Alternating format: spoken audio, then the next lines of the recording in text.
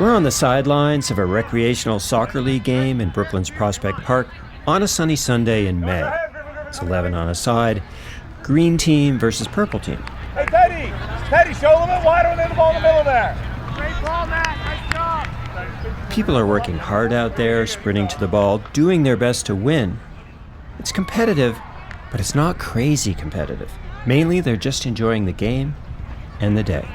Out of back. That's all right. Good turn face. That goalie on the purple team there, directing his defense, he is a little more vocal than the other players. And he's someone you might recall from our first Season 1 episode a year ago. So I have like a full spinal fusion in my back. And so there's this podcast that's been following me for like 2 or 3 years. What? And so they came to a game today to slowly listen and watch the game. No way. I'm famous, yeah.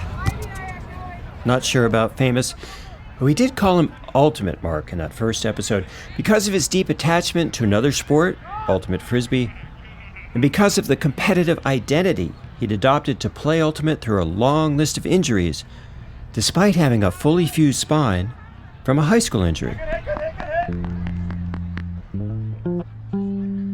Yeah, so when I first started playing the sport, people would like see me get hurt in the field and they would say, oh no, like he can't go back on. This is horrible, right?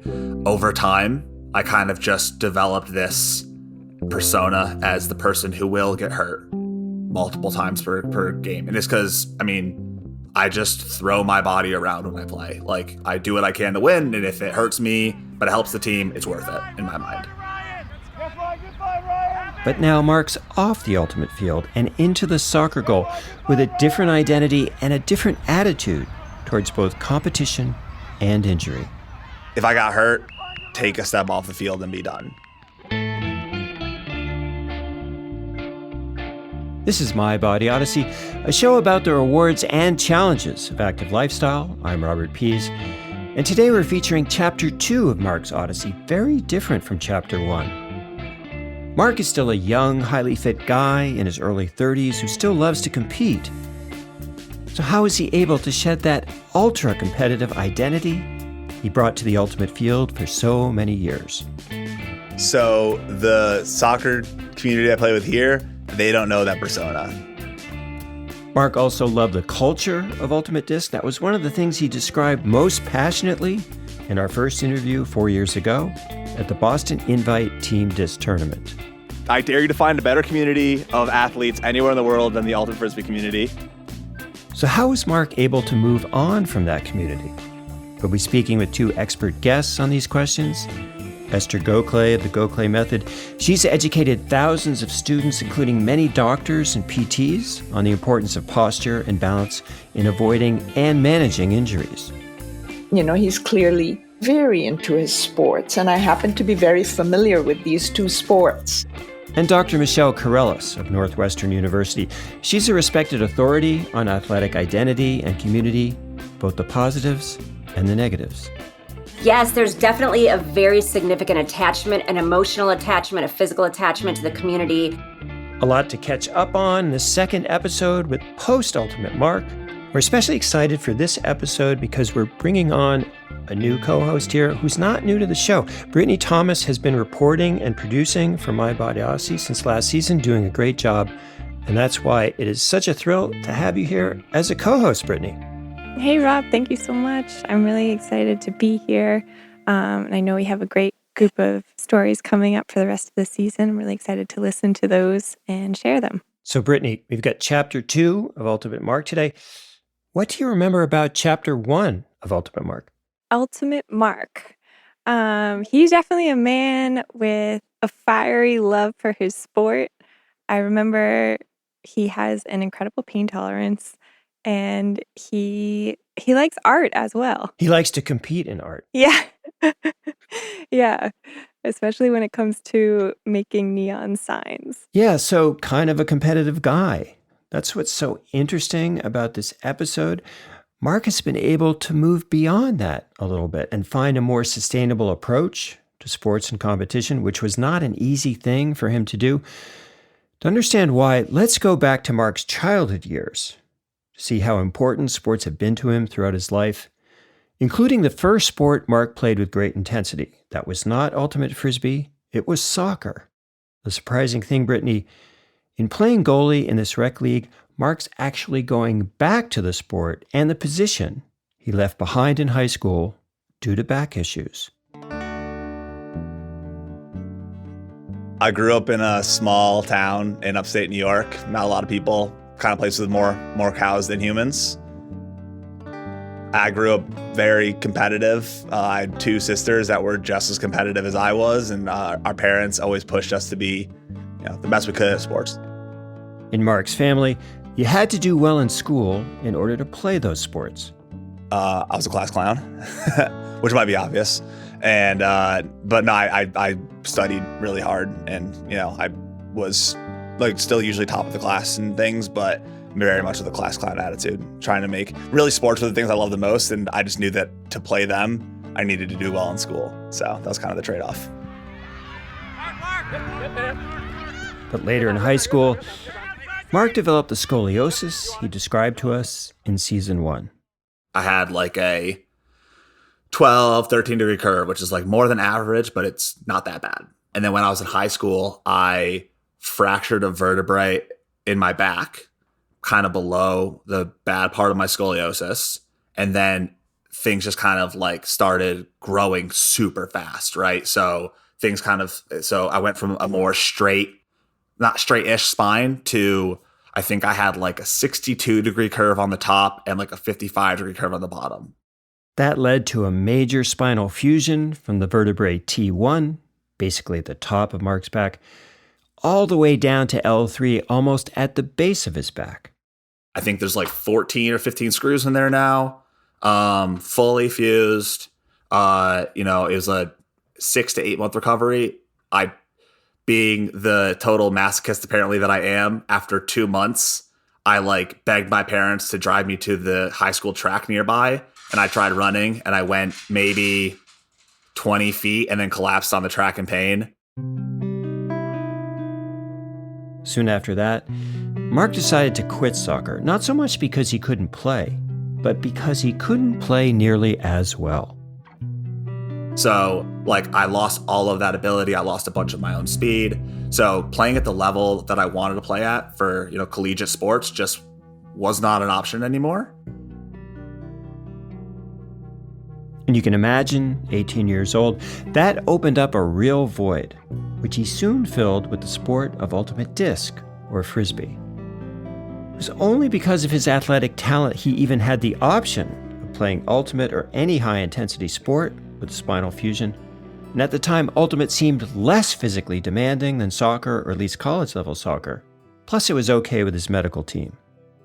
They were try to just avoid contact sports. So, and by contact sports, they meant football. I had asked about basketball and soccer, all these things I like playing with my friends. And they said, that's fine as long as it's not high impact, high speed stuff. So ultimate did become a more viable option. I've seen some ultimate, and with all those Frisbees whizzing around, it definitely seems like a high intensity sport. It is high intensity, and there's a lot of incidental impact. Mark may have underestimated that, but he was thinking, my ego's not invested in ultimate, so I can play it more casually. Yes, I think part of my decision to leave soccer was I'm very competitive, as I had said, right? The idea that I had put all this time in, I had spent 15 years of my life perfecting this craft, and then I was immediately going to be so much worse.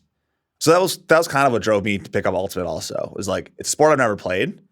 So there's no potential for me to not be as good as I've ever been because I've never played before, But it wasn't long until Mark was just as competitive with ultimate as he had been with soccer, until essentially he became ultimate Mark. I'm thinking about that first episode when he's competing really intensely with his girlfriend in art projects. Recently, I started picking up neon bending. So you basically, you stand over a flame with glass tubing and you make neon signs by hand, and it's awesome. And my girlfriend and I have turned that into a little bit of a competition. So the competitive nature doesn't leave there either, because we're always down to see who can make like the better 90-degree bend relative to the other. From what you were telling me, he still seems pretty competitive out there on the soccer field, right? He does, he is, but here's the thing. It's way more balanced than a few years ago.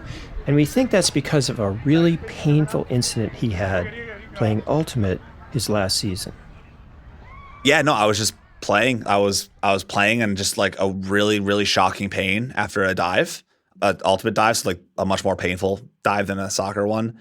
But yeah, and I just kind of couldn't go anymore. And I realized like this time I'm just not going to even try again. Mark went to his doctor, and the x-rays confirmed the long-term degeneration that often follows a spinal fusion. In our Season 1 episode, Dr. Mohammed Biden, a neurosurgeon at the Mayo Clinic, he explained what can happen over time to the discs just below and just above a spinal fusion. Now, the other thing that people should be aware of is there's something called adjacent segment disease, where people can develop problems at the lower or upper levels. It's not unforeseeable that as the years go by, he'll begin to develop problems, and a decision will have to be made on extending that fusion. Spinal pain is also a whole other species of pain so intense. Dr. Mark Stoutenberg of Temple University, he talked about this in Mark's first episode, and also the need to make lifestyle changes. And so it's kind of a trade-off, and I don't think our younger selves really understand what being 50 and having chronic back pain is like. 18 years old, massive spinal fusion. You know, I just hope people at that point would say, you know what, I got to change my lifestyle. We don't want to, but I think we have to change our lifestyle. Get in the pool, do low impact exercises, find other ways and understand that our path in life has changed. And it's hard to do, really hard to do. It's really hard to accept limitations at a young age. So, due to the fusion and also the wear and tear of Ultimate, Mark's deciding to leave that sport and head back to the soccer field.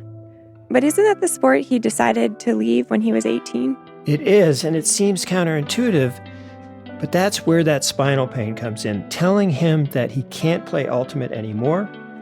We spoke with Esther Gokhale, this widely consulted expert on posture and biomechanics.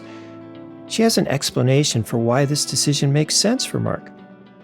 I happen to be very familiar with these two sports. You know, all three of my children played both soccer and ultimate Frisbee, and ultimate Frisbee was at a very high level. So I really know that sport from having watched it a lot. It is no minor sport to switch to from soccer. She explains how the quick directional changes of a Frisbee might actually induce more collisions and thus more injuries than a soccer ball. Because in soccer, you don't know where the ball is going to be passed to, but many of the motions are predictable.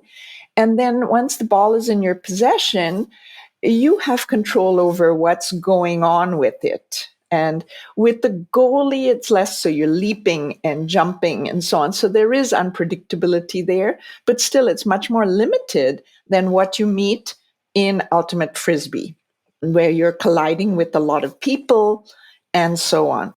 Esther understands why Mark made this move back to the soccer goal he left behind in high school. I do think a goalie, soccer goalie, has less to contend with than an ultimate Frisbee player playing full throttle. So I think that's correct calculation, but he's still at risk. It's like Mark's body has been telling him for years, please take a break. But after the spinal pain, it seems like he finally had to listen. Yeah, it must have been so hard to say goodbye to his team. Well, yes, except it seems like he hasn't really had to say goodbye.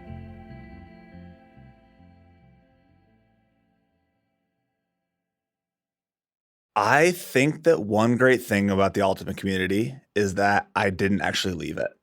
So this actually took me a really, really long time to figure out. After the spinal pain and the x-ray reports, Mark tells his Ultimate friends he just can't face another season. And it's like, it was a big bummer. And I was reaching out to say, like, I worry that all of you people are gonna like leave me behind, or that we're not gonna be together anymore, because like the thing that bound us together was like this sport, right? I was really grateful because so many people, former captains, former co-captains that, led teams with me, like they immediately were calling me up and saying, dude, like we met because of Ultimate, but like we're not only friends because of Ultimate, right? So once he realizes that his friendships aren't at risk, he's able to step away from the game. So I'm not playing as much as I used to, but I think that it took a few months and a lot of conversations to get to the point where I realized like I'm still part of this, and all of these people that I had, I still have, right? And this community that's so weird and wonderful is still there, and they're still weird and they're still wonderful. And that almost makes me want to play Ultimate, even with the risk of concussions. But it also defines the bigger reason why so many people play competitive sports in the first place, long after high school and college, and maybe long after they should. Yeah, it's not just for individual ego or for the exercise. Also for that social dimension, which is huge and not so well understood. So we reached out to Dr. Michele Kerulis of Northwestern University for a better understanding of the power of athletic identity and community. I am the director of community engagement and faculty at the Family Institute at Northwestern University. I am also a fellow of the American Counseling Association and the Association for Applied Sports Psychology, and I am the mental health consultant for the U.S. Soccer Federation. Dr. Kerulis teaches, writes, and researches on issues of sports, identity, and community. She also advises young athletes through her clinical practice. Yes, there's definitely a very significant attachment, an emotional attachment, a physical attachment to the community. And that is definitely something that I've heard throughout many different kinds of sports. It's just, you cannot find a place better than my group of athletes. They are absolutely amazing. So I think that shows another positive aspect of sport. Positive until your body starts to say otherwise. But on the negative side, again, if there is an injury, if there is some reason why you have to be separated from only that community, then that leaves a really big hole in somebody's heart and their soul. And when they focus all of their attention there and suddenly it's ripped away, that's where we start to see some really severe mental health issues that could arise.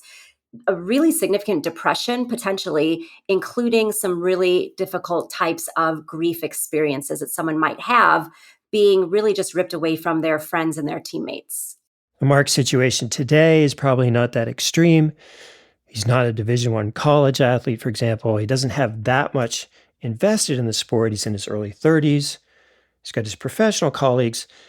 But Ultimate was clearly a lot more than a game for him. So beyond just his competitive fire that kept Mark out on the field through concussions and broken bones, it was also that need to belong to something bigger. And Esther Gokhale confirmed that in her family's experience, Ultimate Frisbee is a really cohesive community.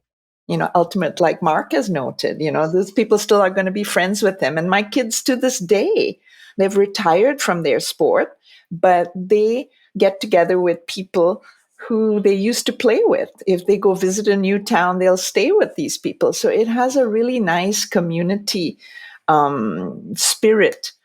And I could go on and on about that.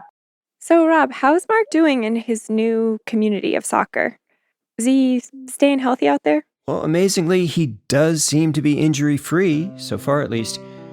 And equally amazing, he seems completely okay with that. I haven't really had any major injuries, knock on wood, over the last year and a half or 2 years I've been playing here. It's more like we're playing for a couple months at a time together and having a good time. So I don't partially I think it's that I don't know if it's as worth me risking the injury now, because I don't know if the reward is as high as it would have been otherwise. But I think also in part, I just don't really love being sore at work on Mondays anymore. That's such a different identity or persona from 4 years ago when we first met Mark at that Ultimate tournament in Boston. Injuries as hell. It'd be easier for me to name something I haven't injured. And then just in the past few years, I broke my wrist. I have multiple sprains in my ankles I'm playing on right now. broken a few fingers, multiple concussions, broken elbow. But Mark may have anticipated this change when he spoke to us about a year and a half ago. This was after not playing much Ultimate during the COVID years. And it was just after his first practice in the spring of what would be his final season. I'm horrible now. The amount of the rust that was coming off, I looked like a 1950s old car. Like, just every single step I took, you could physically see trails of rust coming off of me. It was wild. So in just a couple of years, Mark has made a transition that many weekend warriors might make over a decade or more. Not in their early 30s, but years later. Yeah, it is kind of remarkable. And Mark's soccer teammates, they actually know very little about his spinal fusion, except possibly about the zipper tattoo he had drawn over the surgical scar, which he described to them during the pregame warm-up. Surgery on it. My back? Yeah. My entire back is fused. When I was 18, I got surgery. It's like, I'll show you the scar later. It's thick. I think I should do this tattoo on the top of my back. It's like a zipper. It's like a zipper that leads into the whole scar. Yeah, I waited like 3 or 4 years. Make sure I didn't need to get surgery again. So I didn't like cut the tattoo open. And then I got the tattoo over the top of it. And except for that surgically placed tattoo, Mark's soccer community only knows post-Ultimate Mark, not the Ultimate Mark we interviewed 4 years ago. And Mark seems to like it that way. And in fact, actually, I mentioned that I was going to be doing this interview again. None of them even knew I had a back injury. Not none, but I'd say like maybe half the people I play with right now didn't even know that I had this surgery or this severe back injury at any point, because it just doesn't come up because I'm just not getting hurt as often. So I think that right now the persona's been hidden, and I don't think it'll come back out, and I hope that it doesn't. But I guess we'll see if it ever does. That's chapter 2 in Mark's Odyssey. The college-bound soccer athlete who became an ultimate weekend warrior and now a really good recreational soccer player. Hey, I don't know if you guys saw the run that Nina had near the end, where I think Ryan had the ball on the sideline and she like cut through the middle instead of cutting out to the wide. Yeah. That's a good run. Because if she makes that run, there's a 1-2 option there. And who seems to have settled into a healthier, more sustainable relationship with sport and competition. Though he does yell out quite a bit more team instruction than your average soccer goalie. Oh, good hit! Griff, you smashed that thing! They're coming on! We'll be following post-Ultimate Mark's soccer odyssey and hoping he can stay injury and pain-free, even if that means giving up the occasional goal. But next up on My Body Odyssey, another in our occasional series of expert odysseys, this time with one of today's expert guests, Esther Gokhale. Like Mark, she suffered from severe back pain while in her 20s, pregnant with her second child. First back surgery didn't help. Her decision to avoid a second surgery led her to develop the Gokhale method, practiced by thousands of people nationally and internationally to avoid and heal injuries, and now the subject of a Stanford University study. So what I would credit our method with is finding a very efficient pathway from where people are in modern cultures to where we need to go. And that pathway has been honed over the past 3 decades to not cause flare-ups along the way and reduce risk and to carry people as quickly as possible out of pain to a higher level of function. We hope you'll join us for that episode. Tell a friend or two about My Body Odyssey and leave us a review on Apple Podcasts.